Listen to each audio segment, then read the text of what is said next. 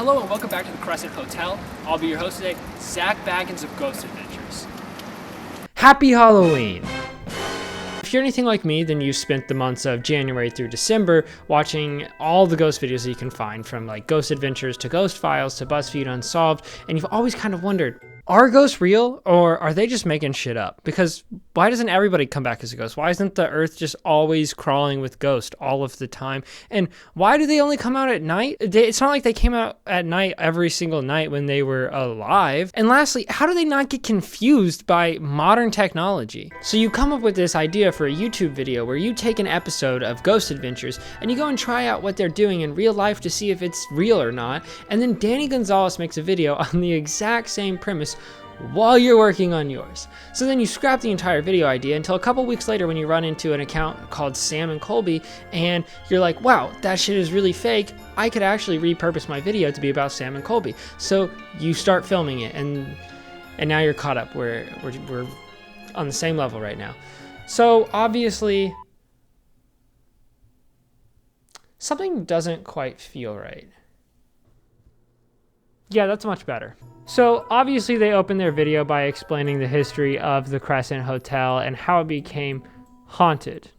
Now, the history that they give is pretty accurate, so I'm not going to fault them there. However, it is kind of long, so I'm just going to give a shortened rundown of the history. During the construction of the hotel, one of the workers, his name was Michael, he fell down the elevator shaft while catcalling a woman to his death. So he can be found catcalling women around the hotel, or you can hear him screaming to death in the elevator shaft. Here's what happened when we went in the elevator shaft. Oh, I tried to shut you. Second floor. Alright, supposedly a haunted elevator. I guess in the construction of this building, a worker fell down the elevator before it was put in and died. So supposedly you can hear screams, but there was nothing. No screams. No screams. Then in 1886, the hotel opened its doors for a short amount of time before it quickly failed and repurposed into a women's-only college, where reportedly a student fell to their death from the third-floor balcony. After some time as a women's-only college, it was shut down and then rebought by a man named Norman Baker.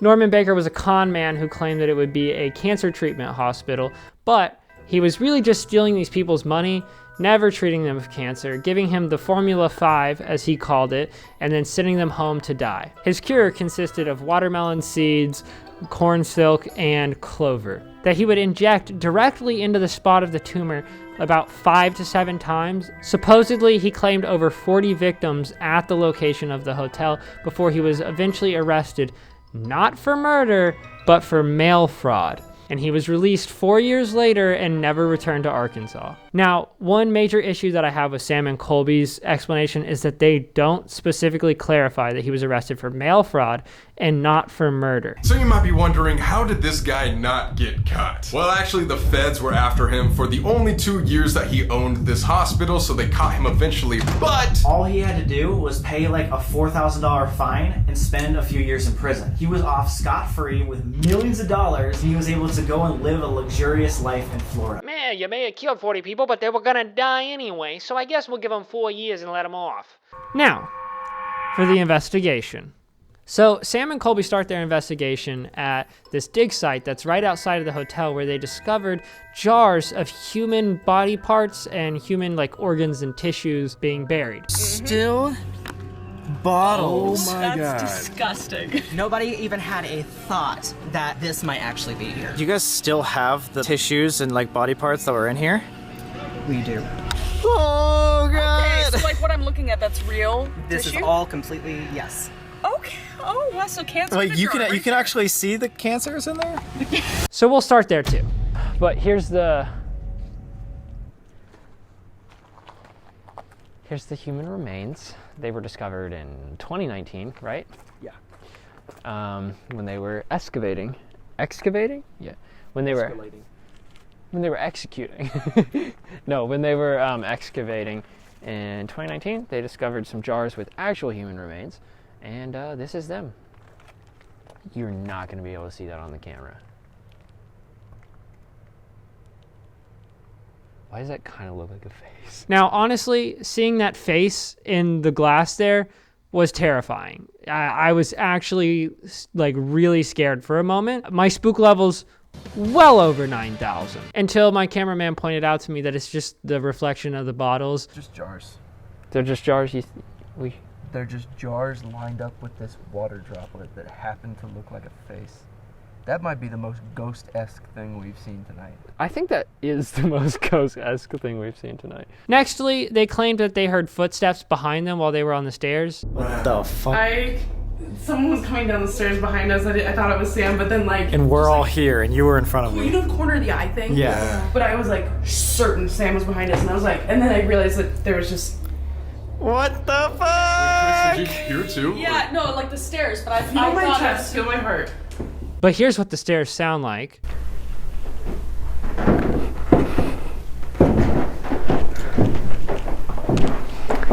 Also, isn't it pretty convenient that you cut out where we would have actually heard the footsteps? And don't even try and tell me that it was just because the cameras weren't rolling, because why would you not be recording the investigation? That's just bad ghost hunting. Immediately after this, though, they go outside and Chris and Selena notice that their lamp is on. Did we turn the light on in there? I don't remember doing that. That's our room. Oh, with the fan? We never turned that light on. Did you turn that light? Now that's pretty good evidence considering neither of them touched the lamp. our room right there with the lamp on, and none of us turned it on. Wait, have you been to your room since? Nope, I didn't touch the light switch. However, please go back and watch your footage because the lamp is literally on when you get to the room. Oh, it's so nice. Oh. If neither of them touched it, that means neither of them turned it off either. And I know that you go back and watch your footage because you have to edit. Plus, you put in a replay of when you thought somebody was in the window, and there's nothing there. Literally somebody standing in the window in her room. Holy so shit! Weird. Look at my fucking... I don't want to sleep in that room. Yo, are you okay, dude? Yeah, I think it's gonna be fine. I'm just really scared. Right now, we have a full... I have stared at this image for so long. Am I crazy? Because I don't see anything. Okay, so I'm editing now, but I figured I would go ahead and give an update. There's still nothing in that window. Moving on to their next big like piece of evidence, though. After. Okay. Oh god. Hey, what the fuck was that? What? This? No, my fucking key just moved. No, I didn't touch that. I thought... Let me explain how the doors there work. The door is always locked. There is a key slot on the right side of the door where you will put your key in, you will turn it, and you have to hold it in place. Then you need to grab the handle that's in the middle of the door, and with both the key in one hand and the handle in the other hand, you need to push the door open. And as soon as you shut it, the door will be locked again because you have to hold on the other side down a little turn thing to be able to open the door again, making it impossible for a ghost to unlock the door because, as I mentioned, the door is always locked.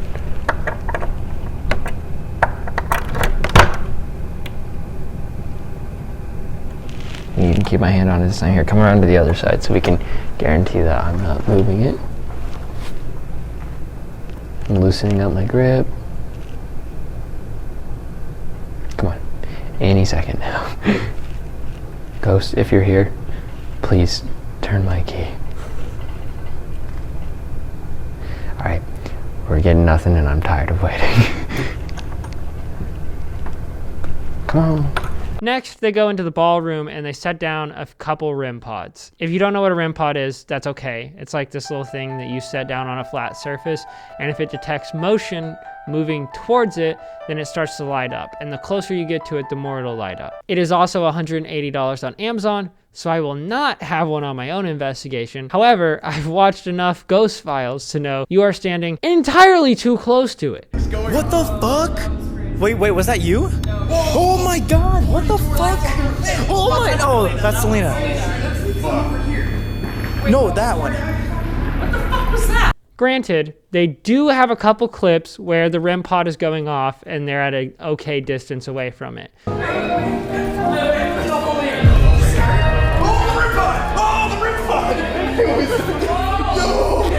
However, the further away they move from it, the more they comment that it's not going off as much. Can you guys dance to this? Wait, why did that go off and then it doesn't go on again? Probably because you were way too close to it in the first clips. Finally, they ended their investigation in the morgue. Now, I do not have access to the morgue because the staff has to let you in, and I didn't tell them that I was filming. So, here's my investigation instead, and we can finally answer the question, are ghosts real, or do ghost hunters just make shit up?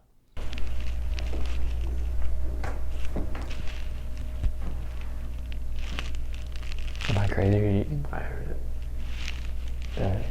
It was definitely the floor, and it sounded distant. So, I really did plan on showing more of the investigation, but that was it. That was the only kind of ghost evidence that we had the entire time we were there. And we filmed for 2 hours and explored for about 4. So we went on a little bit longer than they did, and honestly, we should have had about double the evidence. So I'm starting to think that everything is just made up and ghosts don't exist, which sucks because I really did believe in ghosts before I made this video. But I guess it's about time that we play the pre-recorded outro. So here's that. Thank you so much for watching, and if you enjoyed that video, please make sure to leave a like and a positive comment so that my YouTube overlord knows that I did a good job on this video. And if you really enjoyed this video, please make sure to subscribe so that next time maybe I can afford some actual ghost hunting equipment. Again, thank you so much, but for now, I'll haunt you later. It was at this moment that our audio recorder picked up this. Please make sure to like and subscribe.